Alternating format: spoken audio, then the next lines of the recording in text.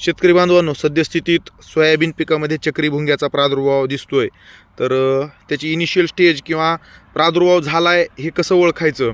तर ज्यावेळेस चक्री भुंग्याच्या त्या मादी भुंग्यानं आपला जो काही सोयाबीनची फांदी आहे, 2 ठिकाणी ते काप दिल्या जातं आणि त्या ठिकाणी अंडं जे आहे ते त्या ठिकाणी दिलं जातं आणि तो पोर्शन जो आहे तो कट केला जातो. आणि अशा परिस्थितीमध्ये जे आहे तर इथं हे कट केल्यामुळं पूर्ण या भागामध्ये जे आहे ते हे सगळं झायलम फ्लोएम डिस्टर्ब होतं. आणि हे झायलम फ्लोएम डिस्टर्ब झालं की सर्वप्रथम पानांवर जे आहे ते हा इफेक्ट दिसतो. पानं जे आहेत बघा, आता इथले हे पान करपून गेलं, हे पान करपून गेलं, हे पान करपून गेलं. आणि इथं जर ह्याच्या पुढं जर आपण जाऊन व्यवस्थित निरीक्षण जर घेतले तर आपल्याला लक्षात येईल, बघा हे जे दिसायलंय 2 चक्री काप. आता इथं हात लावताना इथून हे तुकडा पडला आणि इथं पण आता ह्याला जर आपण हात लावला तर हे सुद्धा तुकडा पडतंय.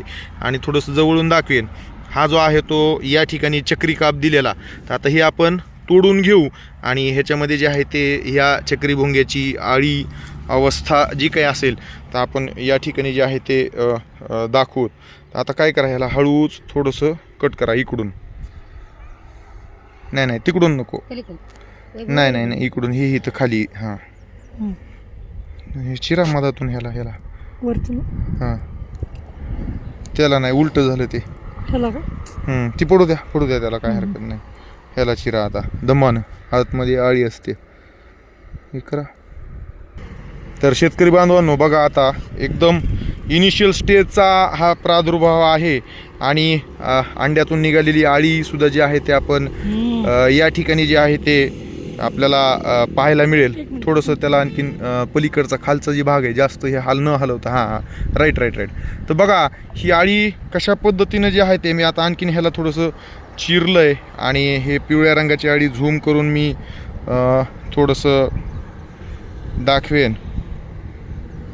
हां, ही जी आळी आहे तर ही आळी असंच हा भाग खात जे आहे ते झाडाच्या मुख्य जी काही फांदी आहे तिकडे जाते आणि झायलम फ्लोएम पूर्णपणे डिस्टर्ब करून हळूहळू हे खात हिचे म्हणजे हे मोठी पण होत जाते. आणि नंतर ही आळी जी आहे ते अशी मण्यासारखी जी आहे ते एकमेकाला जसे मणी जोडलेले असतात तशा प्रकारचा हिचा ॲपिरन्स जो आहे तो नंतर दिसतो. आणि ही चक्री भुंग्याची आळी आपल्या सोयाबीन पिकाचं झायलम फ्लोएम पूर्णपणे डिस्टर्ब करते. मुख्य जे काही फांदी आहे, जे काही मुख्य खोड आहे तिथपर्यंत ती जाते.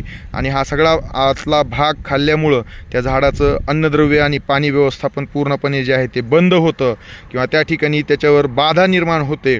आणि त्याच्यामुळं आपले झाडं जे आहे ते अचानक त्या ठिकाणी जे आहे ते सुकायला चालू होतात. ज्या ठिकाणी फुलं लागली आहेत किंवा फुलं लागून शेंगा लागलेल्या आहेत त्या शेंगा करपायला चालू होतात. त्याचं प्रमुख कारण म्हणजे हे चक्री भुंग्याची आळी आहे.